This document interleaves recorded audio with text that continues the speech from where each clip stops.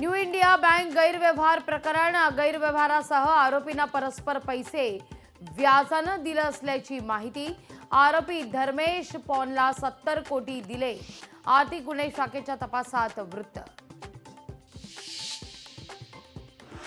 Out होणारा player नाही, मी अंबरनाथचा सचिन तेंडुलकर, बालाजी केणेकरांची टोलेबाजी।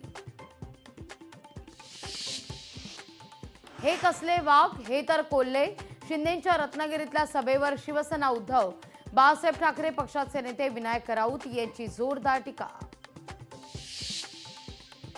भाजप आमदार सुरेश धस पुन्हा धनंजय मुंडेंविरोधात आक्रमक, कृषी विभागाला पत्र लिहून मागवली आहे तत्कालीन निर्णयांची माहिती।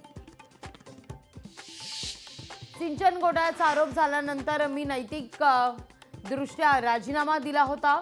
धनंजय मुंडे का राजीनामा देत नाही त्यांना विचारा, अजित पवार यांचं स्पष्टीकरण।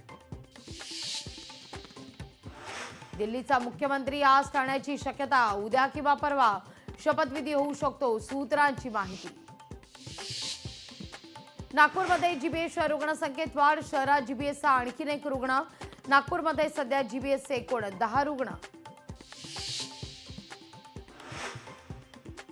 लाडकी बहीण योजनेकरता आता केवायसी बंधनकारक, दरवर्षी जून ते जुलै दरम्यान तपासणी होणार। पात्र महिलांनाच लाभ मिळावा हा सरकारचा उद्देश। पुण्यात हडपसरमध्ये एका घरात तब्बल 350 मांजरी। हडपसरच्या मार्बल बाउंडी या सोसायटीतील अजब घटना। सोलापूर ते अक्कलकोट महामार्गावर एसटीची पाठीमागून अनेक वाहनांना धडक, अपघातात 7 ते 8 जण जखमी।